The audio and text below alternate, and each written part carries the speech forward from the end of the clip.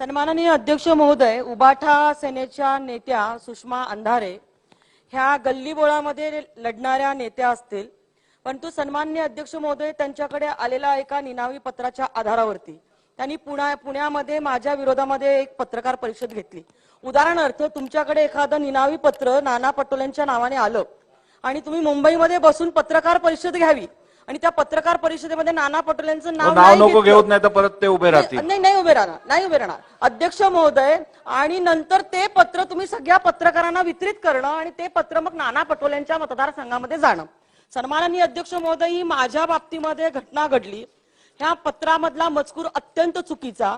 मी गेली 30 वर्ष राजकारणामध्ये विविध पदावरती लोकप्रतिनिधी ह्या नात्याने निवडून येते। आजपर्यंत कधीही कोणावरती पुरावा नसताना कधी आरोप केला नाही। ह्या ताईंकडे काही पुरावे असतील तर त्यांनी गृहमंत्र्यांना द्यावं।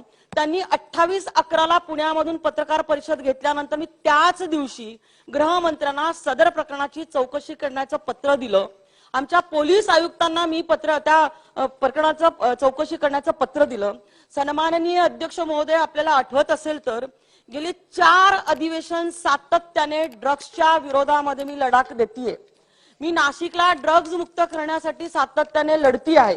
सन्माननीय अध्यक्ष महोदय, माझ्याकडे ड्रग्ज पेडलरचे असलेले नाव, त्यांचे फोन नंबर, त्यांचे पुरावे मी गृह खात्याचे आपल्या शिखर परदेशी साहेबांकडे देऊन गृह खात्याच्या माध्यमातून चौकशी करायला लावली आणि सोलापूर पासून नाशिक पासून सगळे ड्रग्जचे कारखाने उघडकीस आले। मी ह्या विषयावरती सातत्याने बोलतीये आणि हे ललित पाटील उबाठा सेनेचे असल्या कारणाने माझ्यावरती असे खोटे आरोप केले जातात। आपण माझ्याकडे अध्यक्ष महोदय नाही याच्यावरती बोलता येणार नाही। अध्यक्ष महोदय म्हणून माझी फक्त मागणी एवढी आहे। एक लक्षात घ्या, तुम्ही माझ्याकडे तुमच्या हक्कभंगाचा प्रस्ताव सादर करा, मला तो तपासायला लागेल, तपासून मी उचित निर्णय घेईन।